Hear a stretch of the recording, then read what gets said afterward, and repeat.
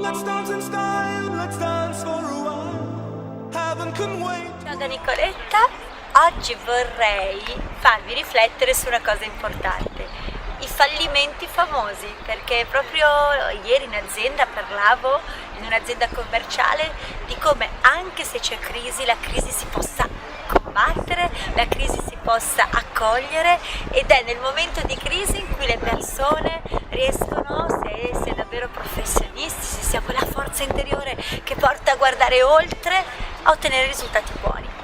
E vorrei farti riflettere sui fallimenti famosi di personaggi che tutti conoscono. Forse queste cose non le sapete.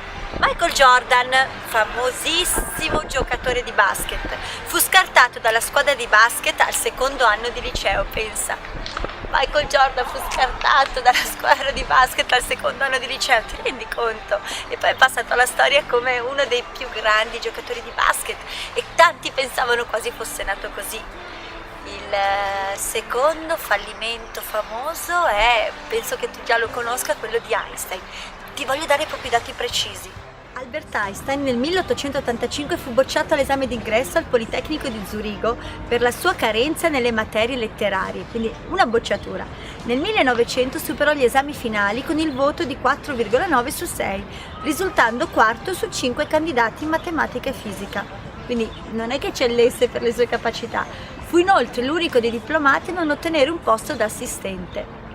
Qualcosa non quadra. Come mai certi fallimenti? Poi, ancora, Steve Jobs nel 1985 venne costretto alle dimissioni della Apple, da lui fondata. Solo l'anno dopo la stessa Apple, entrata in crisi, andò a richiamare Jobs inglobando la società che lui aveva rifondato, un'altra società che aveva fondato. E l'ultimo fallimento è dei Beatles, che vennero scattati da una casa discografica, da una delle prime case discografiche a cui andarono a proporre uno dei loro dischi. Cosa significa tutto questo?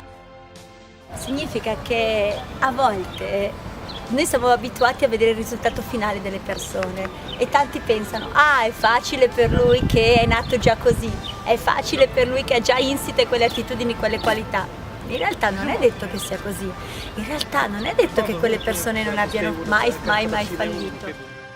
Anche perché se andate ad esaminare quello che in tanti anni è successo a tante persone di successo, capirete che realmente hanno avuto veramente tanti dissesti. Nelson Mandela è un esempio, è stato in carcere più di 20 anni nel paese di cui poi è diventato presidente. E quindi la mia riflessione è: ok, ho fallito, sto sbagliando, ma non esiste fallimento se c'è apprendimento.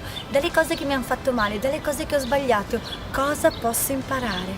E come posso renderle utili a me?